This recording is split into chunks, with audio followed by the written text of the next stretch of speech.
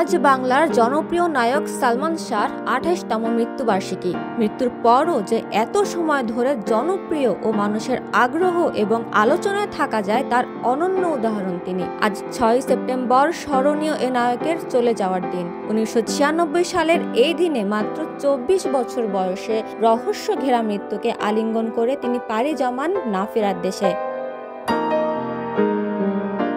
মৃত্যুর ২ যুগ পরেও তার আকাশচুম্বী জনপ্রিয়তা ও আবেদন এখনো কমেনি। অভিনয়ের স্বতন্ত্র ধারা আর ফ্যাশন সচেতনতা তাকে নিয়ে যায় ভিন্ন এক উচ্চতায়। ক্ষণজন্মা এই নায়কের জন্ম ১৯৭১ সালের ১৯ সেপ্টেম্বর সিলেট জেলার জকিগঞ্জ উপজেলায়। সালমানের পারিবারিক নাম ছিল শাহরিয়ার চৌধুরী ইমন। ছোটবেলায় তিনি ছিলেন একজন কণ্ঠশিল্পীও। ১৯৯৩ সালে তার অভিনীত প্রথম সিনেমা কিয়ামত থেকে কিয়ামতের মধ্য দিয়ে বড় পর্দায় ঝড় তোলেন অমর এই নায়ক। এতে তার নায়িকা ছিলেন মৌসুমী। প্রথম সিনেমাতেই দর্শকদের মন জয় করে নেন সালমান। এরপর আর পিছু ফিরে তাকাতে হয়নি তাকে।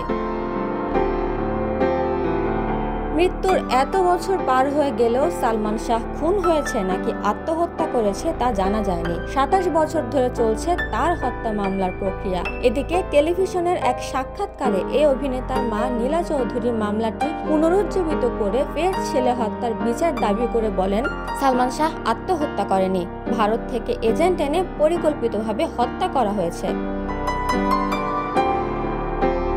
অল্প সময়ের ক্যারিয়ারে তিনি নিজের প্রতিভার এতখানি বিস্তৃতি ঘটিয়েছিলেন যে তার মৃত্যুর ২৮ বছর পরও ভক্তদের মনে সমান উন্মাদনা কাজ করে। তাই তো তার সিনেমাগুলো এখনো দর্শকপ্রিয়তা হারায়নি। এক কথায় বললে তার মতো কেউ ছিলেন না, কেউ নেই, আর কেউ আসবেনও না। সালমান শাহ বেঁচে থাকবেন যুগ যুগ ধরে দর্শকদের অন্তরে। উপমা রায়, সোনালী নিউজ।